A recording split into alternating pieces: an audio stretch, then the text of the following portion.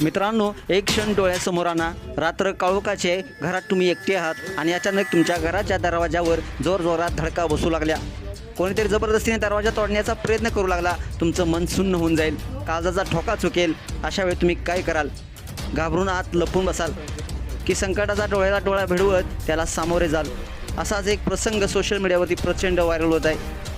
तुम्हाला व्हिडिओमध्ये पाहायला मिळते की एक चोर भर रात्री घराचा दरवाजा तोडण्याचा आटोकाट प्रयत्न करताना दिसतोय.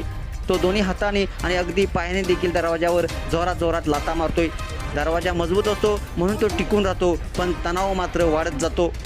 तेवढ्यात एक सामान्य दिसणाऱ्या पण धाडशी व्यक्तीने दरवाजा उघडलेला आहे आणि हातातली किटलीतील उकळतं पाणी थेट चोराच्या अंगावर फेकलेलं आहे. त्या गरम पाण्याचा चटका चोराच्या शरीरावर बसतो आणि चोर अक्षरशः किंचाळत मागे पळून जातो. त्या एका क्षणात तो घाबरतो आणि जीवाच्या आकांताने तिथून पळून गेलेला आहे.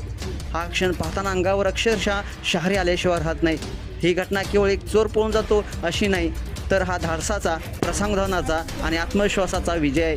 हा व्हिडिओ आपल्याला शिकवतोय की संकट कितीही मोठं असो, जर मनात हिंमत असेल तर त्याला हरवणं अशक्य नाही आहे. मित्रांनो, तुम्ही काय केलं असतं अशावेळी? नक्कीच आपल्या प्रतिक्रिया, भावना कमेंट्स बॉक्समध्ये कळवा. आणि अशाच धाडशी आणि थरारक व्हिडिओ पाहण्यासाठी तुम्ही आताच या SS स्पोर्ट्स या चॅनेलला सबस्क्राईब करायला विसरू देखील नका. धन्यवाद.